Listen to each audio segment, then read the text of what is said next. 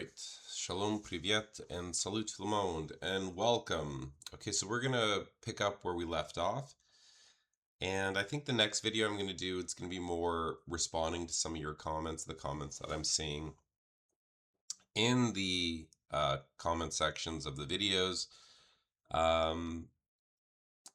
But for now, we're going to continue with the rest of the book and where we left off. So again, the whole point we're trying to do, the whole point of this book is to prove that the history written within the Bible, particularly for this book, it's about addressing the history in the Gospel of Luke and the Book of Acts, proving that whoever wrote these books is a amazing historian.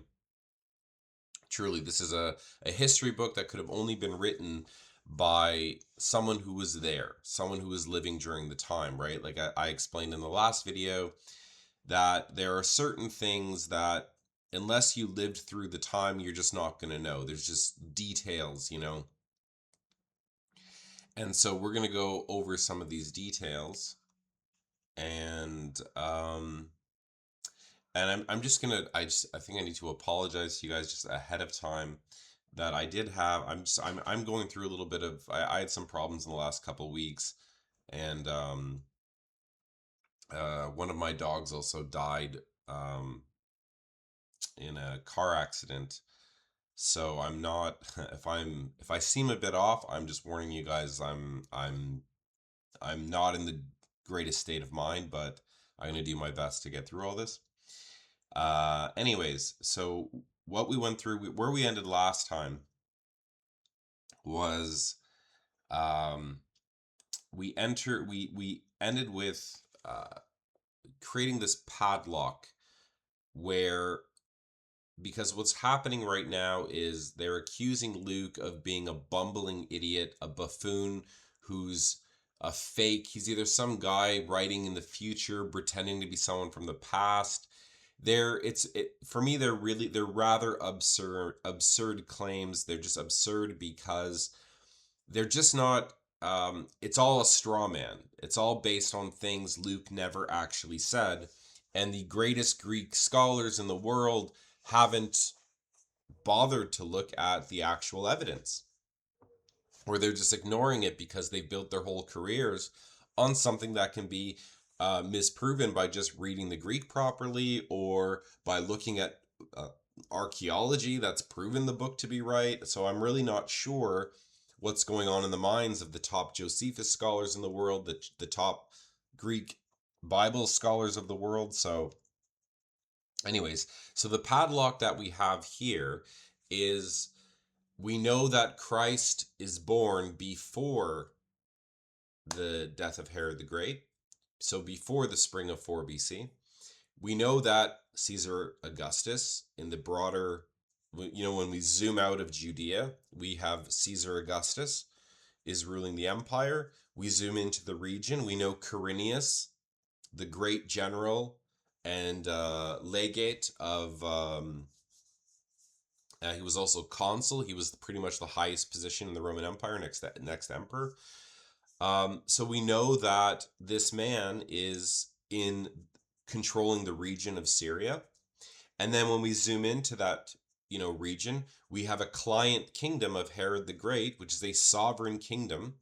While it might be in the region of the province of Syria, it is a client kingdom, and it is not bound by the legate, the governor of Syria.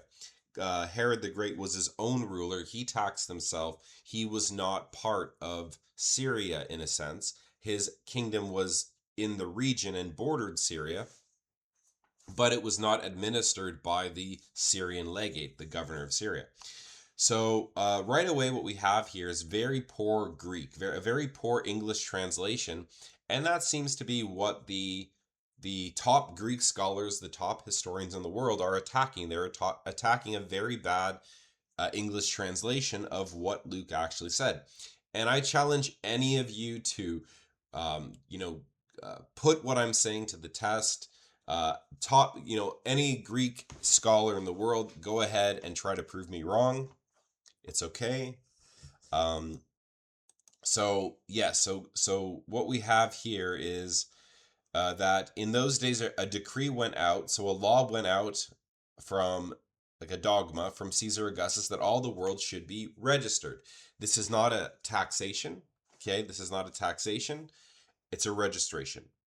Okay, so Luke is using very broad terms here. He's not saying this is a taxation. It could be a taxation, but the term he's using is apocryph. It's a very specific term for registration. You'd have to add something to it, or you need more context to what's being said in order for it to be a taxation.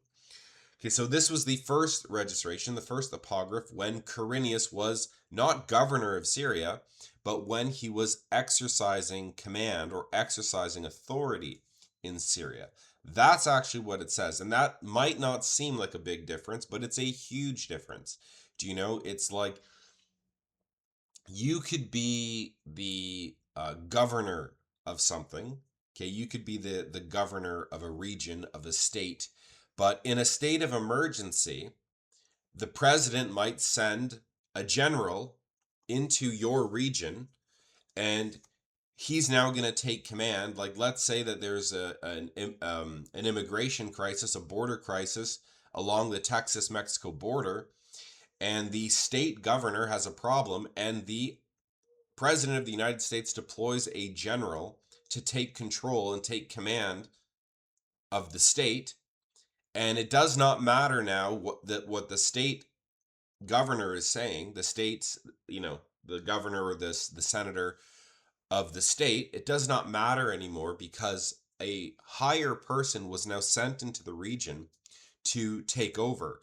And so any big decisions involving the militia, whatever, the police, everything's going to run through this guy, the state senator. Even though he's technically the governor of the state, it's irrelevant, because someone with a higher appointment, and this is called maius imperium. And we're going to see that this is a very common thing, especially in regions like Syria that were very explosive. We're going to see this happened with Vespasian. If I were to ask you guys, who was the governor of Judea officially during the Roman Jewish Wars? Most people, even people who are well versed in this, won't know this. They're not going to know that there was a man named Munciatus who was the legatus, okay, the legatus Augusti pro praetore, the legate of Syria. Everyone's going to think of Vespasian. You're all going to think of Titus. You're going to think of the guys controlling the army, controlling the men. You're not going to think of the bureaucrat guy, the guy with the official title of governor, Munciatus, sitting at the desk. You're going to think of the boots on the ground guy given authority by Caesar to go put down the revolution, the guy who was given Maius Imperium. And we're going to see this all throughout Roman history. Even shortly after this, with Germanicus and a guy named Piso. Germanicus was poisoned, died in Syria, and he was given Maius Imperium over the legate, over Piso, who didn't like him. Okay, they didn't like each other. So anyways, we're going to see that just because a guy holds the position of governor, it's not important. Because Luke is not saying Quirinius was governor of Syria. He's just saying Quirinius was the one in command at the time of this registration, not a taxation. Okay? Very important for us to be precise with what Luke is saying. Okay, so we've got Herod the Great, Caesar Augustus, and we have Quirinius. So to put things into perspective, we're going to draw a timeline here. Okay, so on this timeline, so we know that a decree went out from Caesar Augustus that all the world should be registered, and this was the first registration when Quirinius was exercising command in Syria. So that's what it says in Greek. So we know that Herod the Great, based upon the astronomy, the eclipse in the spring of 4 BC, we have our marker. And right after he died, there was a revolution. So it's very important that all of Syria exploded into open revolt after the death of Herod the Great. So we know that Christ has to be born before the death of Herod. So what they're doing now is, we know that Quirinius was made the official governor of Syria, the official legatus Augusti pro praetore of Syria in 6 AD. Well, Luke's not. See, Luke, what we're going to see about Luke as we go through the evidence, when Luke wants to call a guy by his official title, Luke calls the guy by his official title. Luke's not stupid. Luke never called him governor. He's just said, hey, this is when Quirinius was the guy in charge. You remember this registration with Augustus? This first registration? What Luke is actually saying is he's telling you, I'm not talking about the second registration in 6 AD when Quirinius was legatus Augusti pro praetore, governor of Syria. I'm not talking about that one. I'm talking about the first registration when Quirinius was commanding Syria. Do you guys remember that first registration? Not the second one that everyone knows that about the taxation when Herod's son Archelaus was deposed for being a bad king, and we're going to talk about this more later. So one of Herod's sons is removed, and so Judea becomes part of Syria now. And in 6 AD, Quirinius has to go in to Judea and then make it part of Syria. Okay? And that's going to pave the way for the whole story of Pontius Pilate and Jesus. So the point here is Luke is not saying, hey, do you remember the first registration when Quirinius was governor of Syria? It's not what he's saying. He's saying, do you remember the first registration, not the second one?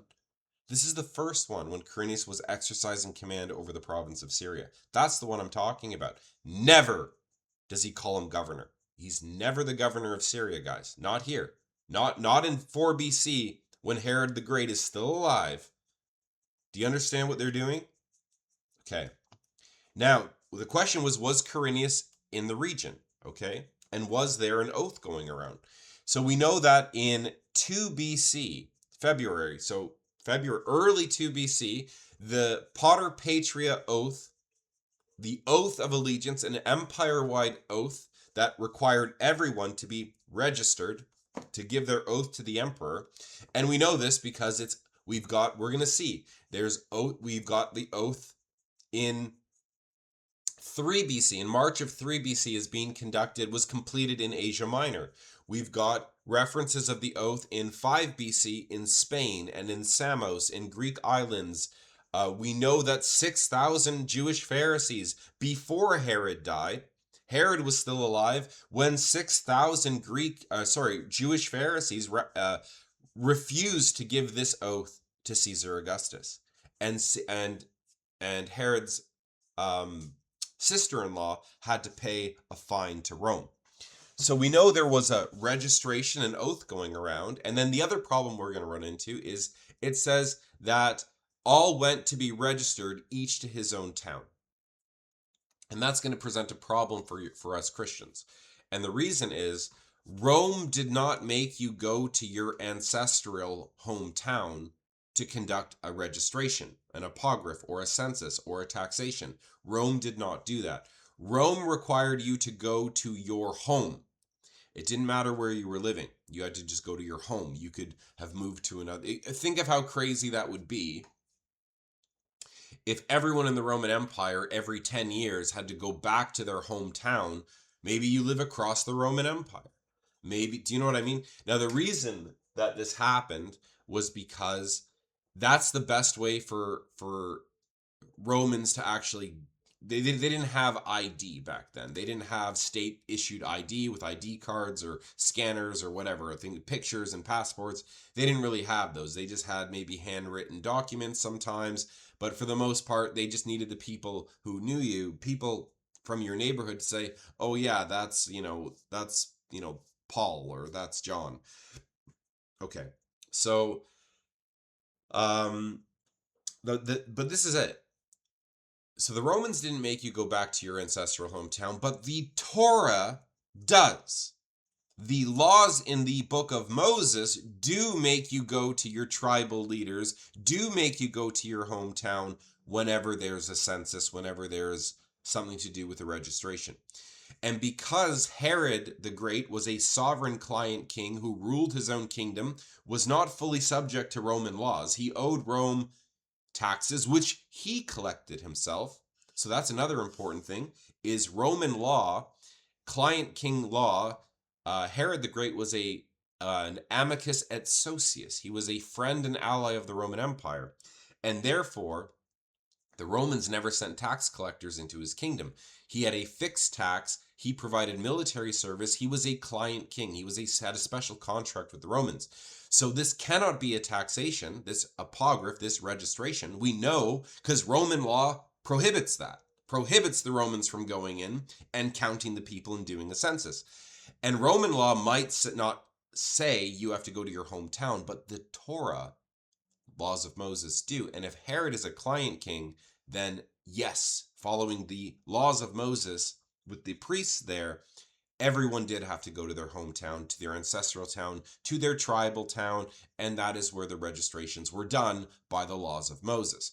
So, don't let these guys tell you the Romans never made anyone go back to their ancestral town. Like the top Josephus scholar in the world, the top Greek scholars attacking Luke are saying, they are right when they say that, but why don't you apply Torah law in a client kingdom? And now the story makes sense. Now that's why everyone had to go to their hometown. And we're going to cover that. We're going to go through the laws of Moses. We're going to go through everything.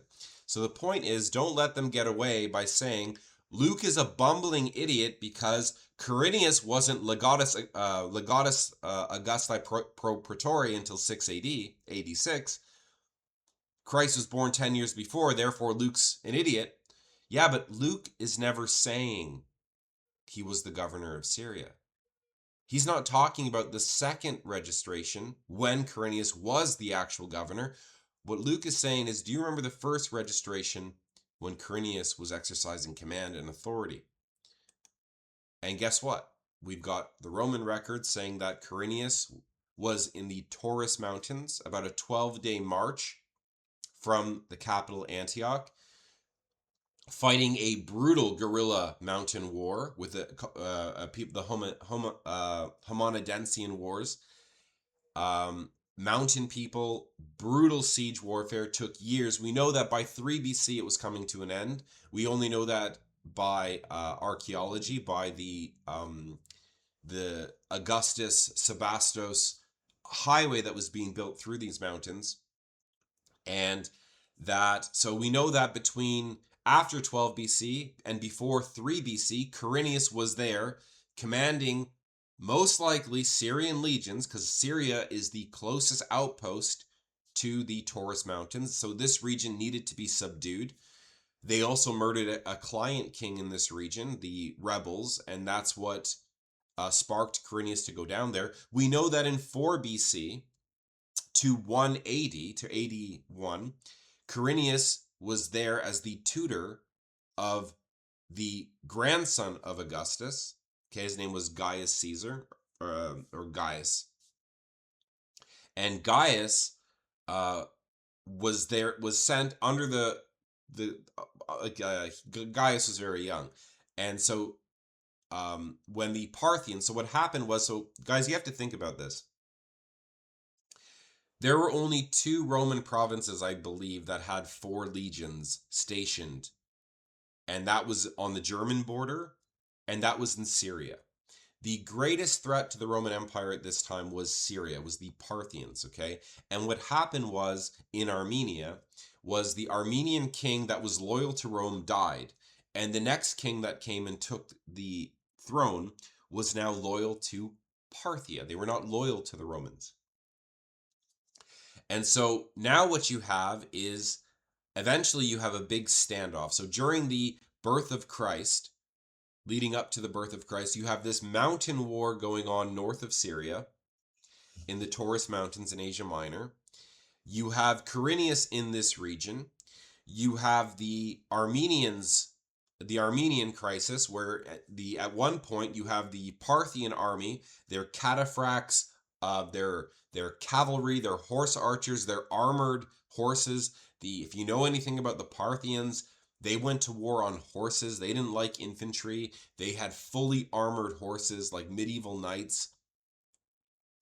And so you have to imagine Quirinius on one side of the Euphrates with the grandson of Caesar, and then you have the the Parthians on the other side of the two global powers on opposite sides of the Euphrates River, and you have Quirinius there with the grandson of Caesar trying to negotiate a peace treaty, a peace term, trying to prevent a all-out global war that can plunge the world from the borders of China to Britain into a civil war, or sorry, not into a civil war, into a war. Okay, global war. And that's what's going on as Christ is being born. Okay?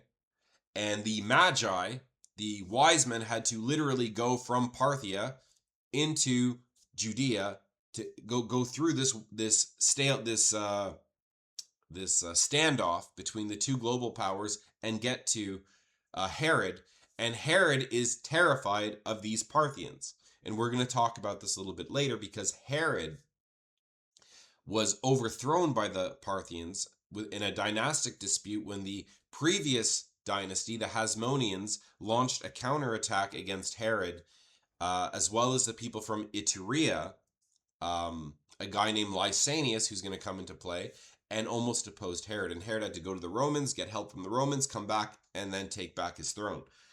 All right, so what do we know? We know that Luke never said that Quirinius was governor of Syria. He said he was just there commanding power, exercising authority for the first registration, not talking about the taxation that came in 86. And we know that Christ had to be born before the death of Herod the Great. So therefore, Luke is not talking about 86. He's talking about before. He's talking about before 4 BC. Herod's still alive. There is an oath registration going around called the Pater Patria, which was finished in 2 BC. And we know that when it was in Judea, 6,000 Jewish Pharisees refused it. Okay? And then we're going to go over the astronomy, the astronomical records of the Chinese and the Koreans that date a supernova that went nova in the spring of 5 BC. Finished in spring. It was there for 70 days. It was in the sky, visible, and then the nova could have reappeared by the time you get to late summer. The stars had rotated. The nova that appeared in Capricorn was now directly above Jerusalem in the late summer or early fall of 5 BC. And we're going to talk about how the Chinese records documented the Star of Bethlehem and exactly when and where the Magi would have been. Guys, you can't make this up. You can't, and it's recorded by the Koreans and the Chinese. All right, so we're going to put it all together, and we're going to use secular history to validate everything from the Star of Bethlehem to Quirinius and just show how brutally accurate, how frightening this all is when you actually put it into perspective. Okay, so we're going to go to Exhibit B, the synchronism of the ministry, and that is moving forward into the adult life of Christ. Dating the events require a complex synchronization of multiple overlapping reigns.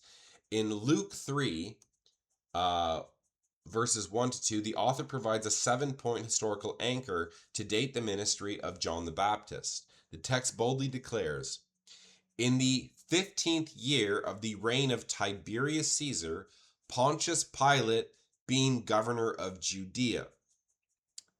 We're going to stop there for a second. Guys,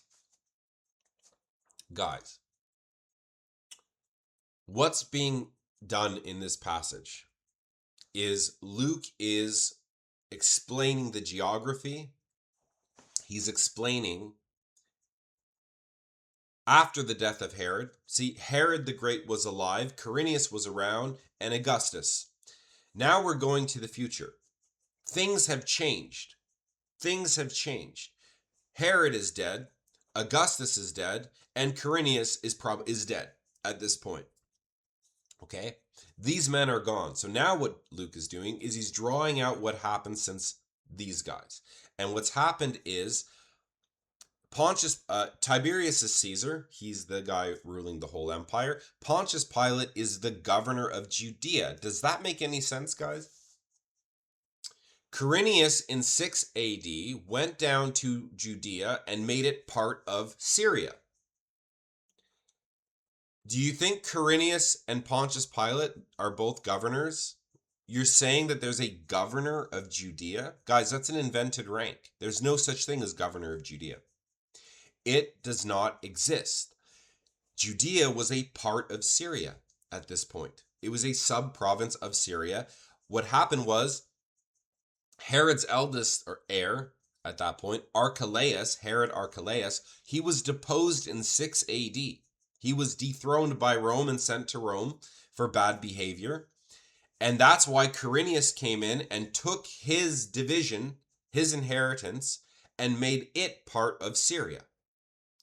But his brother, if we keep reading, and Herod being the tetrarch of Galilee, this is Herod Antipas or Herod Antipater, not the same Herod, not the same as Herod Archelaus, not the same as Herod the Great. This is another son of Herod.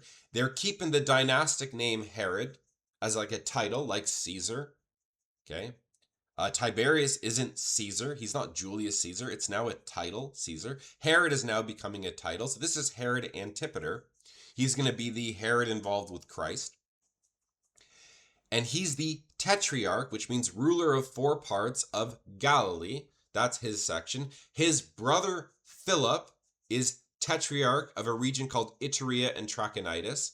Lysanias is the tetrarch of Abilene. Okay? So these are the rulers of the 4 parts. And so we've got Herod, Antipater, we've got Philip, we've got Lysanias, and then there's a daughter of Herod who was also given a portion of the inheritance. But notice what it's saying about Pontius Pilate. Pontius Pilate is the governor of Judea. That's the stupidest thing I've ever heard.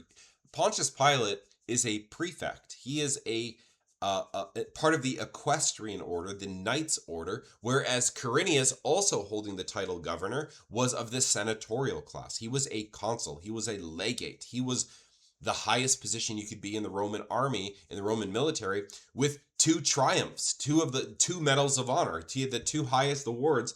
He was given the highest award for Rome 2 times, which is insane because he was the humble son of a tradesman. He was a homo novus, a guy who climbed up from the bottom and worked his way to the top. He was arguably, in my opinion, the greatest general of the time. And that's why when Luke writes about him, he's like, this is the time Quirinius was here and he was exercising authority in Syria. The first registration. Luke is writing as if he doesn't need an introduction. And this would be like me writing today. If I had to write about Donald Trump, or if I had to write about George Bush or someone like that, I wouldn't write him in a way that he needs an introduction. I would assume everyone I'm writing to during my time and shortly after my time, they're going to know exactly who I'm talking about. But us in the future, us reading, oh, this is when Quirinius was exercising authority in Syria, we don't know who Quirinius is. It's 2,000 years after the fact. But Luke isn't writing in a way that he's writing this for us in the future. He's writing this for people at that time, expecting you to know exactly who this world-famous Roman general is. But the point I'm trying to make here is Luke gives, in the English translation, Luke gives Quirinius and Pontius Pilate the exact same rank as governor. Are you telling me that Luke just made a prefect Legatus Augusti pro praetori of Judea? It's an invented rank. It's because it's not what Luke said. Luke never said that. You're reading a bad English translation. Luke is saying the exact same thing he said about Quirinius. It's the Greek present participle hegemonuantis, which means, properly translated, that Pontius Pilate was the one exercising authority in Judea, the newly acquired sub-province of Syria, because Archelaus was deposed. But now here are the other tetrarchs that are their own sovereign kings, their own sovereign leaders of their region, where the Romans cannot interfere. Okay? So what is happening here?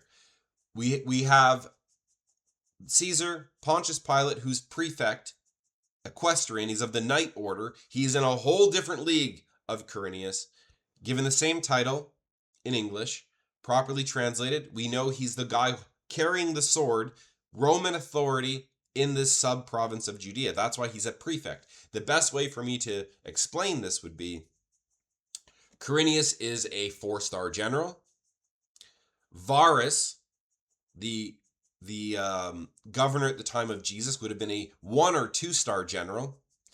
And Pontius Pilate here in the story of Christ's ministry is a colonel, a major. He's a high rank, but he's not a general. Do you understand? Okay, so now we have them listing the other borders, the other boundaries, and then we get to Lysanias, the Tetrarch of Abilene. He's going to be very important later on. Philip is extremely important. All these guys. Now, guys, when you're first reading this chapter, and I'm guilty of this, I'm sure all of us are guilty of this, and that is, you're going to read through this, and you're just kind of go, oh, the 15th year of Tiberius Caesar, Pontius Pilate, yada, yada, yada, Herod being Tetrarch of Galilee, his brother Philip, blah, blah, blah, Trachonitis, Iturea, Lysanias. You're not really going to care. Oh, Abilene, what's this? Priesthood, Annas, and Caiaphas. Guys, this is one of the most amazing verses in the Bible. And the reason is Luke is talking about the ministry of John the Baptist. He's getting ready for John the Baptist. And Luke nails. These are the most important names Luke could have given us. And they are the key to unlocking the untold story of the nativity, of the birth of Christ, and what was really going on when Christ was being born, and then now into his ministry under Tiberius, okay, is by studying this history. Okay, so crucial stuff.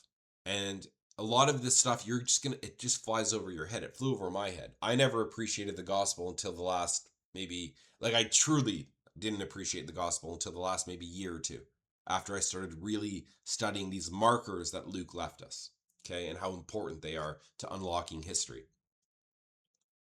So here we have our borders and our boundaries. And what we're going to notice throughout this story is, for instance, Pilate is exercising command in Judea, but not in Galilee. Have you ever wondered why was it the Jews needed permission from the Romans to kill Christ, but Herod just killed John the Baptist? Have you ever wondered why Luke recorded it that way? That Herod Antipater was just able to kill John the Baptist. He could do whatever he wants. Never needed Rome. Never needed permission from the Romans for capital punishment.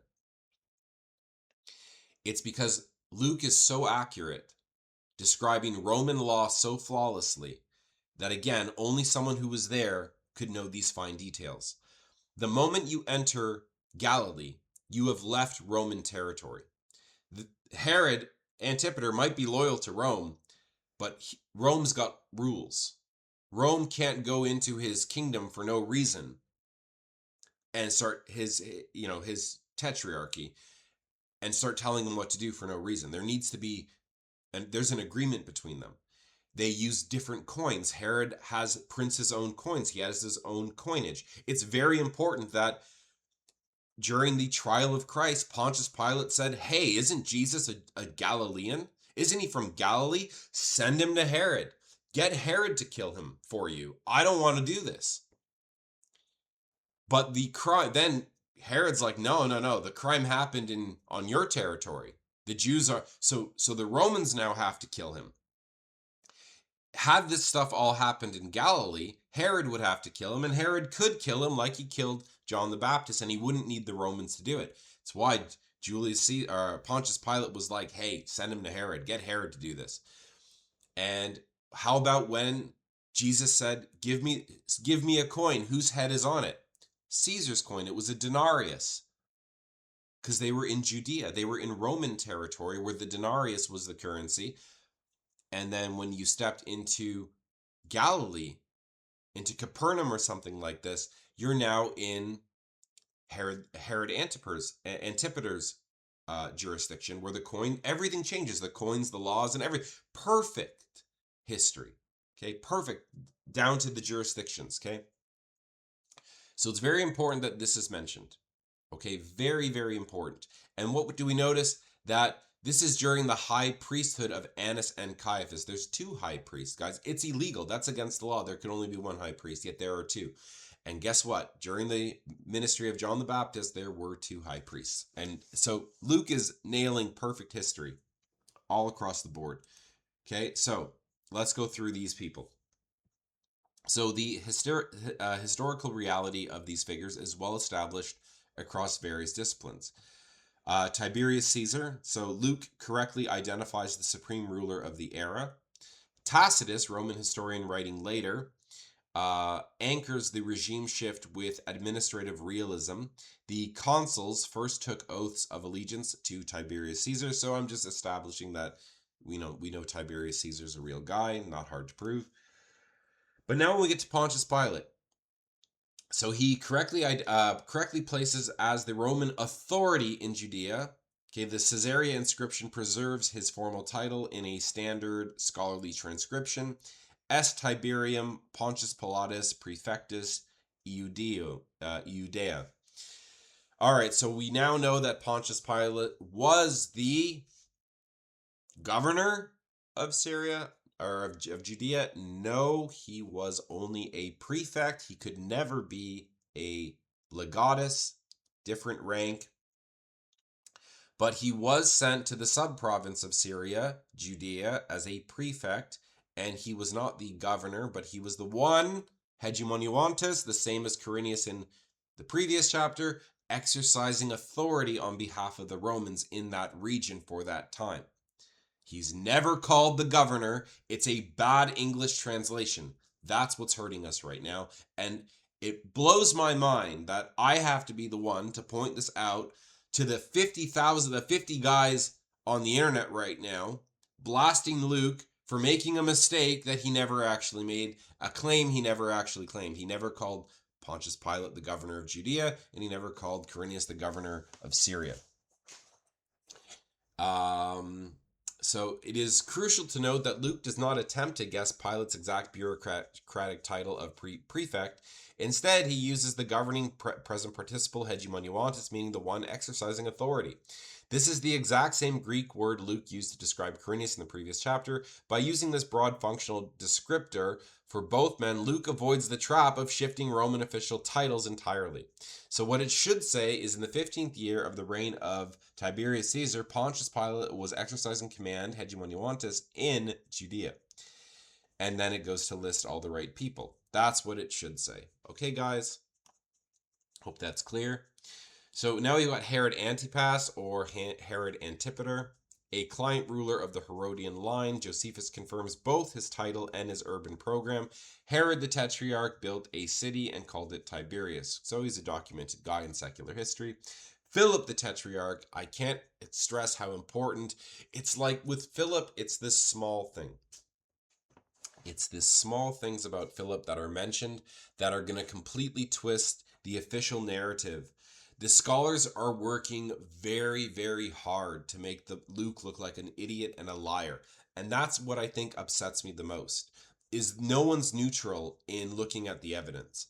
And looking at the life of Philip is going to help enormously in the future for us to look at some epigraphy, some stones that we found that are going to shatter the mainstream academic view of where Quirinius was at the time. It's like finding a hair at a murder scene and not knowing what to do with it, so you just kind of put it away, and then 10 years later, DNA analysis comes out, and now you know exactly who the killer is, okay? So the long and notable peaceful 37-year reign is documented by Josephus, having reigned 37 years. Philip was an amazing ruler who's probably the only good son of Herod the Great. Had an amazing reign. He was the kind of ruler that traveled amongst his people, sat down with his people, settled disputes himself. He would go town to town to town. People would come before him. They would plead their cases with him, and he would rule and he had one of the most peaceful reigns, a very beloved ruler. Philip was actually a really great guy, and he's going to really help in the future. You'll see. Lysanias the Tetrarch, this is another fascinating guy. So, though it was once argued that the only Lysanias in this region died in 36 BC, the Abila inscription identifies a later official of the same name and rank. And what it says is, for the salvation of the August lords, a freedman of Lysanias, the Tetrarch, established this.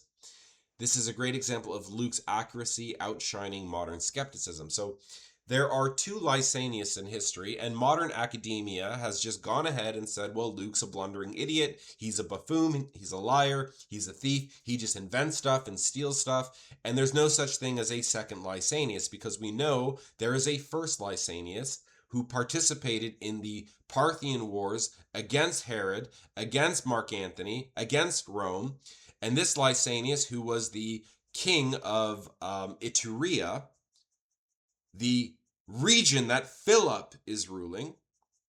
Before Philip wasn't even born yet. His father was still a young guy. This Lysanias went to war against his father, Herod. But this became a very volatile region. So Herod eventually, with the help of Rome and Mark Antony, they came and they defeated Lysanias. They defeated the Hasmonean threat. They defeated the Parthians and pushed them back. And this Lysanias, I think, got his head chopped off. He was known as a king. He's documented in history as a king of Iturea. But then what happened was these regions that Lysanias was king over, Herod eventually became king over them. And these people hated Herod. And all we know is that another Lysanias, during the time of Tiberius, way down the line, 60, 70 years later, we have another guy show up, and what the modern academia is doing is saying, well, Luke is a blundering, stupid moron. He's saying a guy that it lived 60, 70 years ago, 60, 70 years ago, is living in the wrong era during the time of John the Baptist's ministry. And it's like, couldn't there be two guys? And we're going to go through the sources, we're going to go through all the history, and we're going to show that once again, modern academia is not being fair looking at the evidence, because we have the Abila inscription. We have an inscription that doesn't call Lysanias king of something, like the first Lysanias that Mark Antony killed. This must be a later descendant of this guy, he's not a son of Herod the Great. He's one of the only guys mentioned here that's not related to Herod, but was given part of Herod's kingdom because of a revolution that's going to happen after the death of Herod. We're going to go through all this, but the point is we know that this Lysanias the Tetrarch exists because we have an inscription from him during the time of the August lords. The August lords were Livia and Tiberius, the wife of Augustus, Caesar Augustus, and her son, Tiberius, who became Caesar and heir after Augustus. Tiberius is not the son of Augustus. He's only the son of Livia, the wife of Augustus. She remarried. But anyways, the point is this title, we'll go through it. We're going to see it. Okay. Annas and Caiaphas. So Luke describes a dual power dynamic during the high priesthood of Annas, Ananias, and Caiaphas. That reflects the tense political reality of Jerusalem. Under biblical law, the high priesthood was a singular, lifelong appointment. However, Rome frequently interfered, treating the sacred office like a political chairmanship. Josephus records this exact volatile succession, noting how the Roman governor Valerius Gratus deprived Annas, of the high priesthood, and after cycling through several others, Joseph Caiaphas was made his successor. Luke's phrasing brilliantly captures this illegal dual reality. Caiaphas held the Roman recognized title, while his father-in-law, Ananias, still held the true religious authority in the eyes of the people. The Caiaphas Ossuary, 1990, provides physical verification of the family's name, bearing the inscription Yosef ben Caiapha. So we know these are real people. We have found epigraphy. We have found archaeology to prove these people. And what's being documented here is a very unique time where there were two high priests. One where the people said, no, this is our high priest. And the Romans said, no, this is your high priest. We changed him. Okay? So it's a bang on, very specific moment. And Luke nails the history. And again, this is all about John the Baptist. So John the Baptist is also recorded in secular history. So Josephus treats John as a significant figure whose execution had political resonance, explicitly recording his name.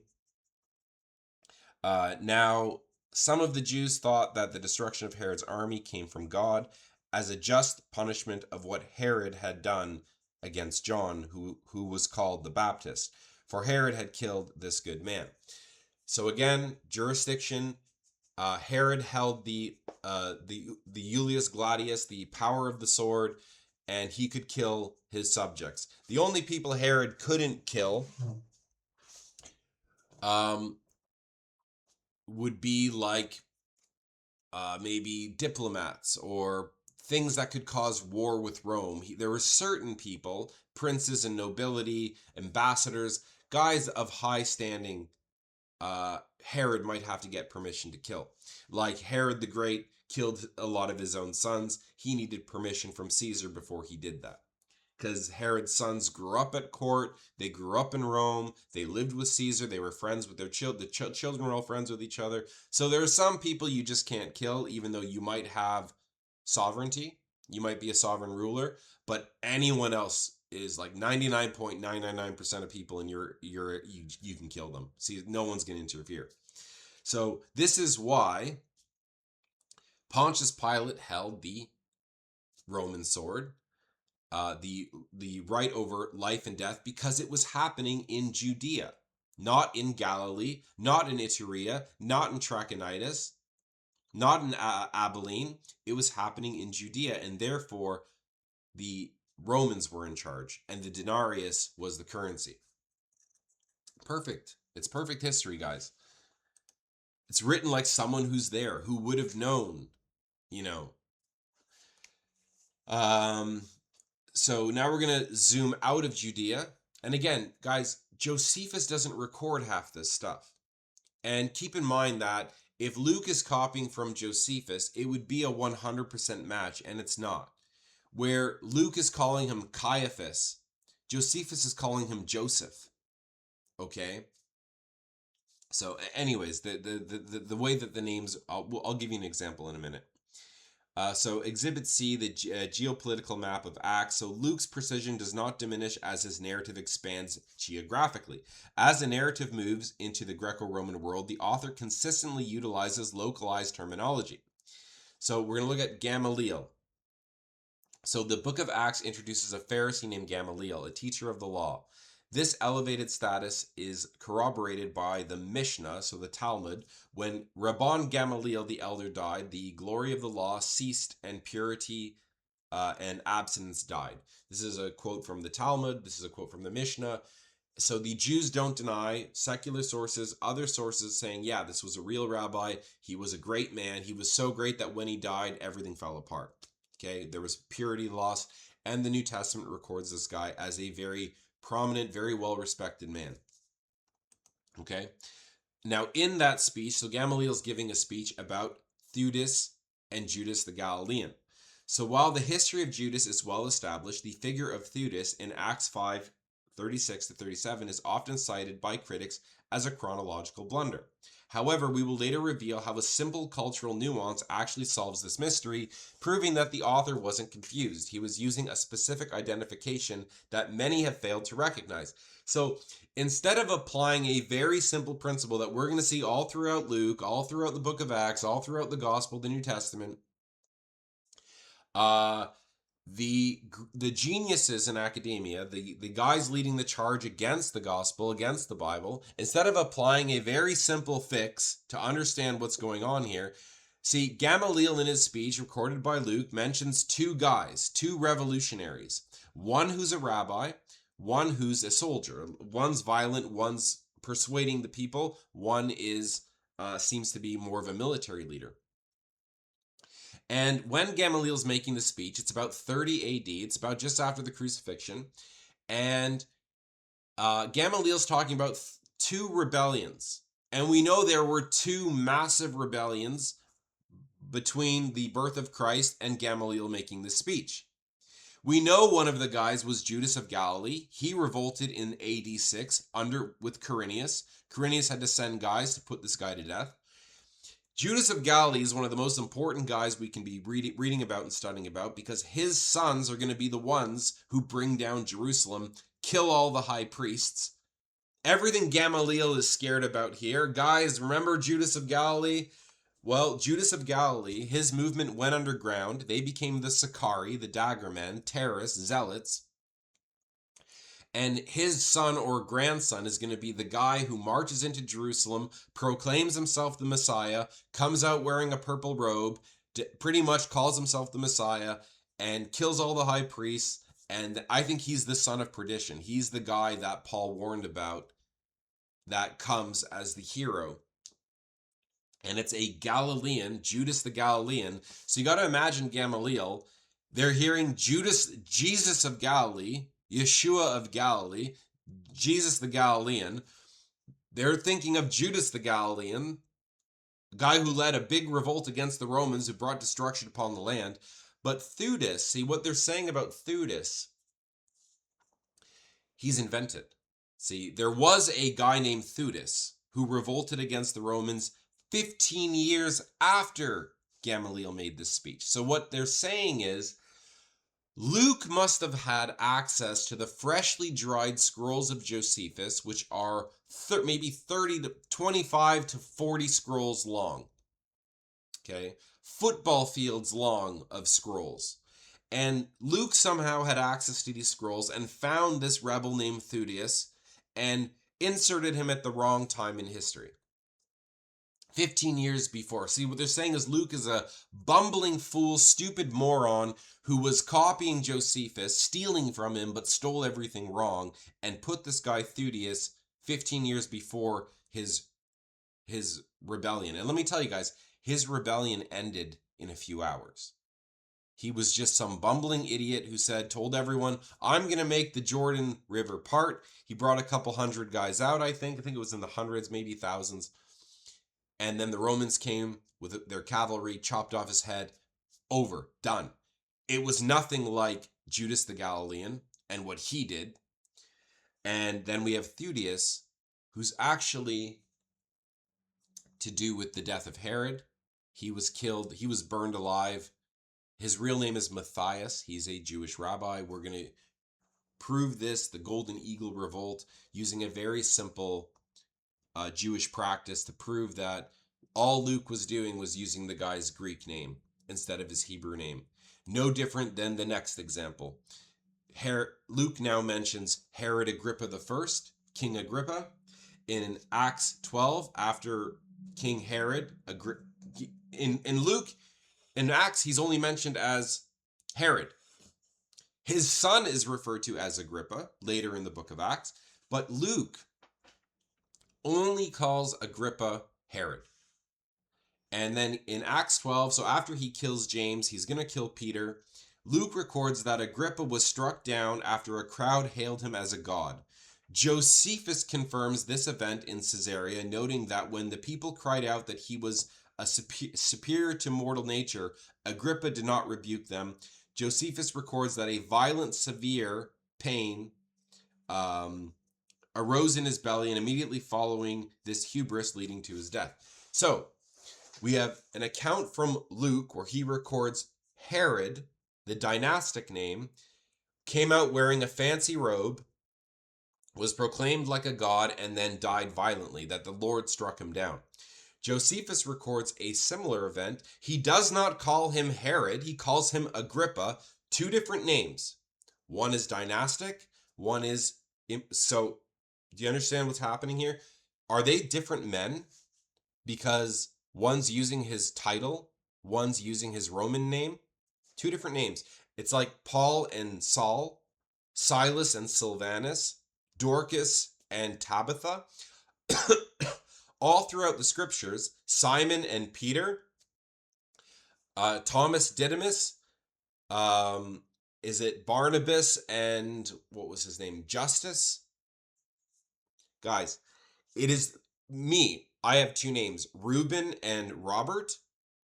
Depending on who's talking to me, is gonna. I was once in a group with my friends. Half my friends, my Jewish friends, were calling me Reuben. The other half were calling me Robert, my non-Jewish friends. Does that make me two completely different people? Luke records him as Herod. Josephus records him as Agrippa. The event defines the person. And Theudius and Matthias are the exact same name in Hebrew. They both mean gift of God, one in Hebrew, one in Greek. So it's not a big mystery to solve this problem. Who is this Theudius? This problem in history. He's the rabbi from the Great Revolt of 4 BC with the golden eagle and the death of Herod. It's not a big thing. So the point is, bang on history, guys. This is all perfect history. Now, next evidence we have is Thessalonica and the Politarchs. In Acts 17:6, the author uses the title Politarchs for city officials. Because the term is rare in surviving literary texts, some earlier critics questioned it. However, inscriptions from Thessalonica preserve it as an official title. The British Museum record describes the block as an inscription that lists civic officials, 6 Politarchs. Okay, guys. So again, we're stupid. Christians are dumb. You guys believe in invented history. Oops, we found some stones. You know, Luke, you said Luke was an idiot because he mentioned a very specific Greek title that doesn't exist anywhere else in the Greek world. This title of Politarchs of the city, rulers of the city in Thessalonica. And boom, we have the inscriptions to prove that this is a real title, not in Josephus. Josephus isn't writing about Thessalonica. He's not writing about the Politarchs. He's not writing about this stuff. This is very unique only to Luke. And archaeology now completely vindicates him. And the scholars are still like, well, he's stealing from Josephus. He's a forger. He doesn't clearly have his own sources. He's not walking through the world himself, listing titles, bang on, recording the same stories as Josephus from his perspective, from a different angle, using different names, using different descriptions. Like in Josephus's story, you know, Herod comes out wearing a glimmering silver robe. But in Luke, in Acts, it's just a normal robe. Not a normal robe, a nice robe, a fancy robe. He doesn't mention the silver element. Josephus describes it more in detail, and Luke doesn't. Okay? He's not stealing. It's the same event. It's like if I were to say, you know, President Bush, you know, I believe President Bush was part of an inside job to take down the trade towers to start a war in the Middle East, and he used bin Laden as a scapegoat. That's my view. But then the news says George W. Is going to war against Osama to avenge the world on the trade towers. See, I called him President Bush, and I called the bad guy bin Laden, and I said it was an inside job. Another guy says George W. Osama and says that Osama's guilty. Are we talking about two completely different events? I didn't say George W. I said President Bush. He said George. They're the same guy, different names. Okay. Osama and bin Laden, are they two different? No, they're the same guys. Okay, so just because Luke is using one name, Josephus is using another name, it doesn't, the event defines the person, and the people of who we're talking about is what I'm trying to say. All right, so anyways, we're going to keep going. So the Claudius Caesar's now mentioned. The imperial decree of Claudius Caesar expelling the Jews from Rome is noted in Acts 18:2 in Suetonius. And then the Roman historian Suetonius explicitly records Eudeus and Pulsari Crestos Issidue tumultuantis Roma expolit. So since the Jews constantly made disturbances at the instigation of a guy named Christ, come on, let's get real here. He expelled them from Rome.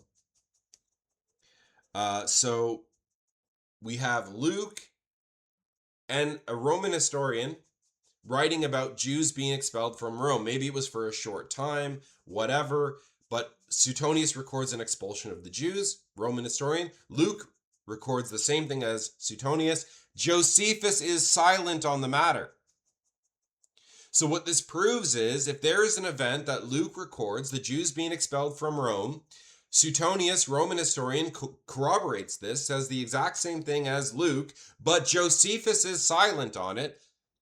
Are you going to tell me that Luke stole from Josephus? Josephus is supposed to be the historian of the time on the Jews, and you're telling me he forgot to mention the Jews were expelled from Rome? He did. It's not in his book. Suetonius writes it, Luke writes it, two guys in agreement that there was an expulsion of the Jews from Rome under Claudius. Josephus is silent on the matter, but Luke is stealing from Josephus, guys. He doesn't have his own independent sources that match with Roman sources. Do you understand? So Gallio, in Acts 18:12, the text identifies Gallio as proconsul of Achaia. Here is Luke listing a guy, real guy in history, archaeology to back it up. We have the epigraphy, we've got the writing, and guess what? Proconsul of Achaia. Luke is using his official title. If Luke wants to use a guy's official title, he will use it. If he doesn't, he doesn't. He knows these titles. And the Delphi inscription provides the title and chronological anchor. So we've got the anchor to prove there was a guy named Gallio who was proconsul of Achaia, and in his epigraphy, in the stone that we found on the archaeology, the discovery, we found he's writing to Claudius Caesar, the same guys Luke is writing about, the same Caesar, same guy Suetonius writing about. Okay, Sergius Paulus in Acts 13:7. It records that Paul was with the proconsul Sergius Paulus. He is correctly identifying a proconsul in Cyprus, a jurisdictional rank supported by epigraphy evidence on the island.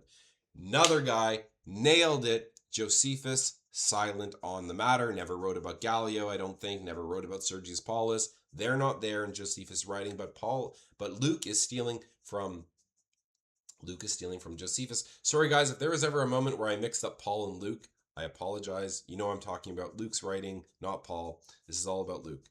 Okay? The story might be about Paul. Luke is writing about Paul, but the writer, we're talking about the writer here.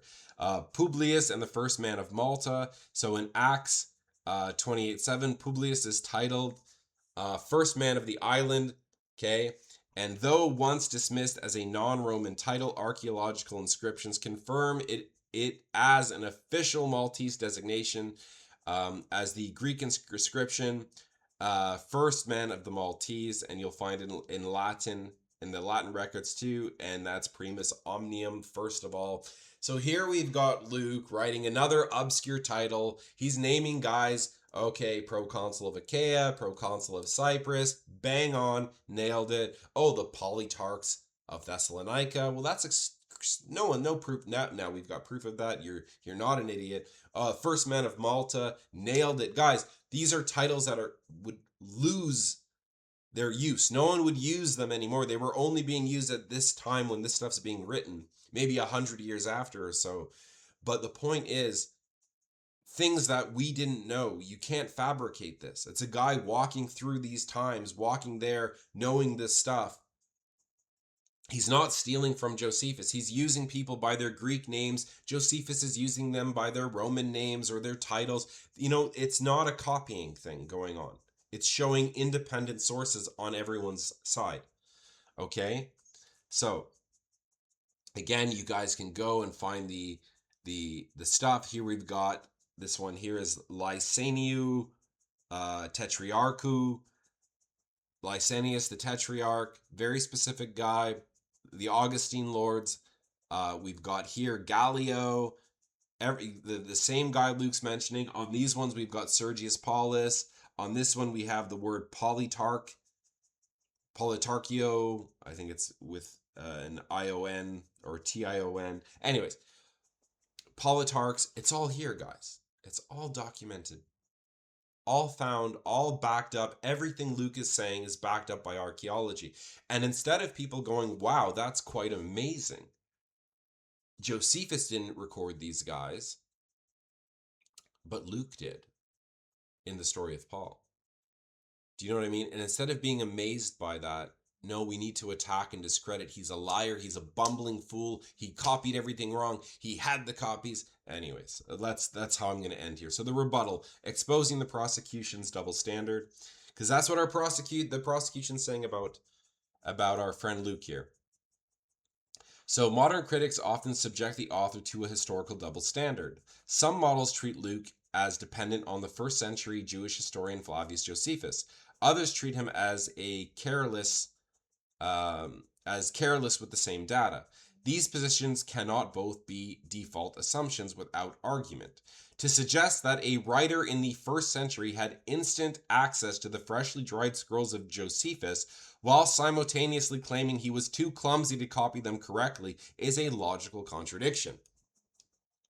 Furthermore, asserting that Luke simply stole his timeline from Josephus does not merely brand him a clumsy forger, it strips him of his historical proximity entirely, rendering him a deliberate liar who never lived through the events he claimed to record.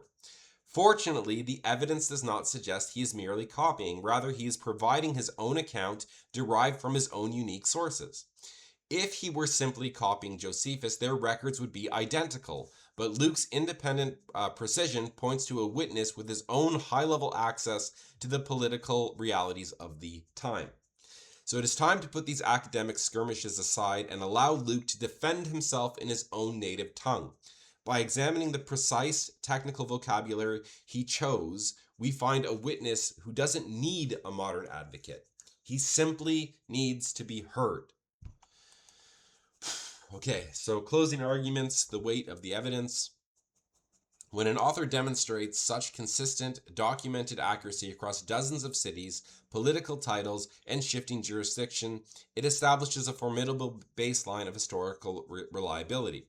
To maintain, this author would fabricate a census or misidentify the ruler of Judea is a position that requires an increasingly high degree of selective skepticism.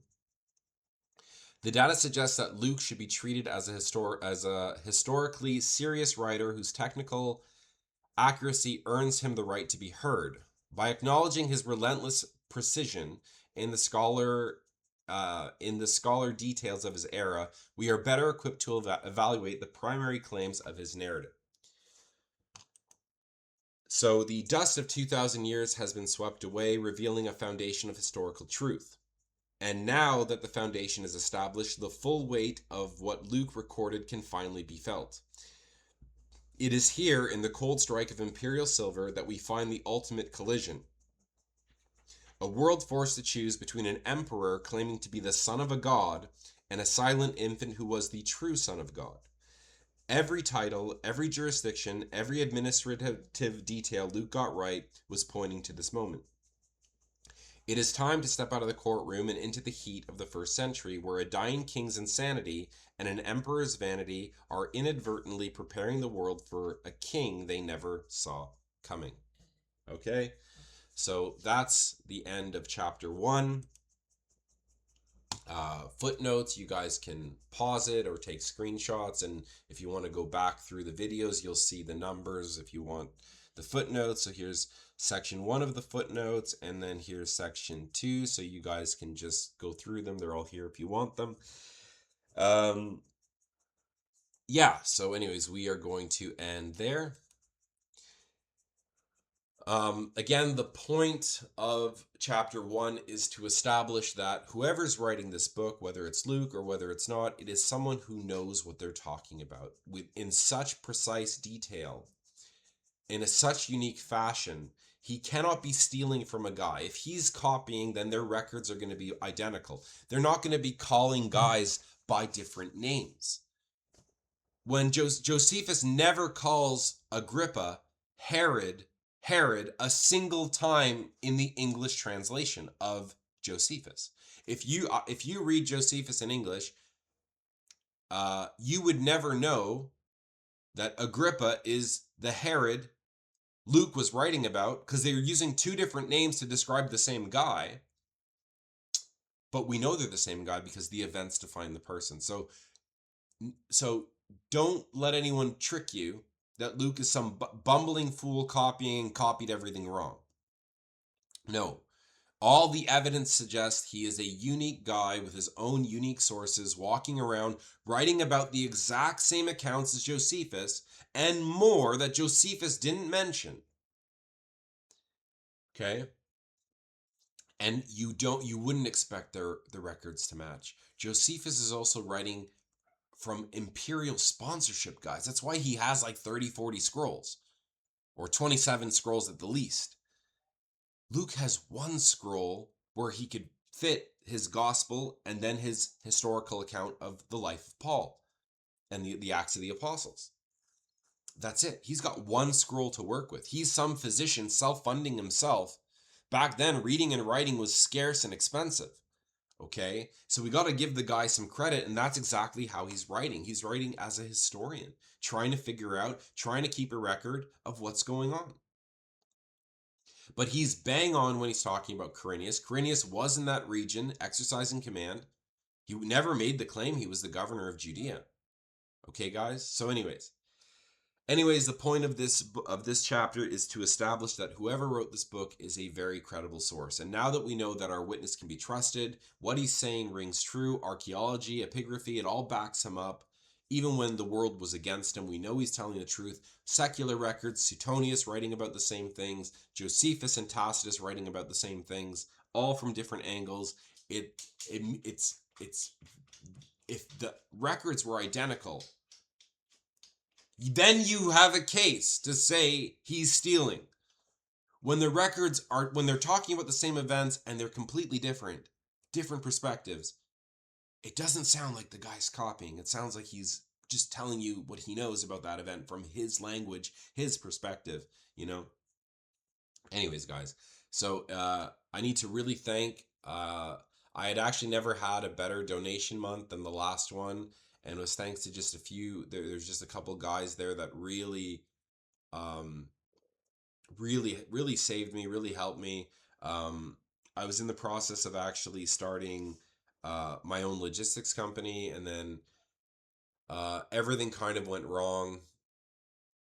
It's kind of like I wanted to start my own business, and then in order to do it, I needed to partner with some people, and then when the money was kind of there, anyways, the I'm not sure exactly what happened. I just believe greed took over, and then I kind of realized that um, I I need to money changes people, and I don't want to be in a partnership with anybody because I'm a very stupid man, and I tend to trust people and always give people the benefit of the doubt.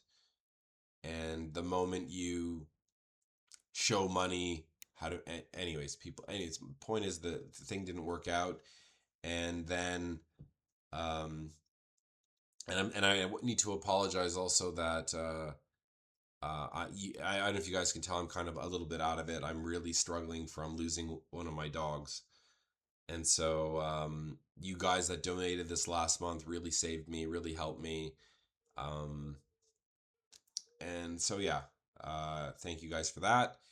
um I think that's it. So yeah, uh also, guys, I do plan on starting a new channel in the future. Um, I'm gonna work on getting a new computer, new cell phone, like new internet, new IP address. I need to, in this new channel, I need to really drop all the German stuff and just focus on Bible and history, and not go after um, keep make a neutral channel is what I'm saying, just so I can build and grow, because anything to do with Germany or anything to do with World War II and communism and Jews and Masons and anything like this is just going to get you banned. Um, and so, anyways, guys, contact information's here. Give, send, go is all here. It'll also be in the description. You can also reach me on Telegram and stuff, and on Twitter. And guys, yeah, that's it. So I think we're gonna end there, and I really thank you guys for watching. I thank God that there are people out there who have an interest in this, and who believe in what I'm doing and support me. I hope this helps you look at, this foundation on Luke and the book of Acts really helps you guys look at the history, look at, um, how amazing the secular sources are, the archaeology that's on our side to back up what Luke said in both his gospel and in the book of Acts. And we're going to go deeper. We just started. Guys, chapter 2 is we're going to go look at the dying tyrant. We're going to go look at the life of Herod the Great. We're going to have a better understanding of this evil king that murdered his own sons.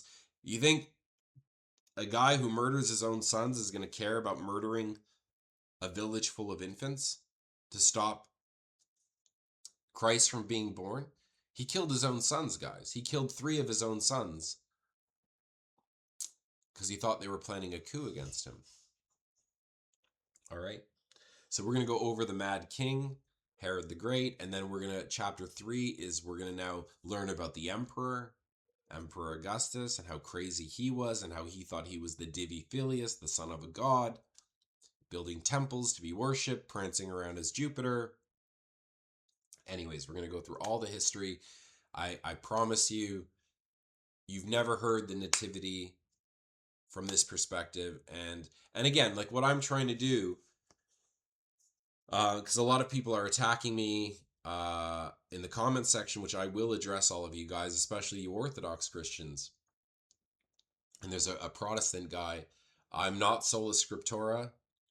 I'm the kind of guy that takes the Bible, takes the secular records, and I evaluate everything with them.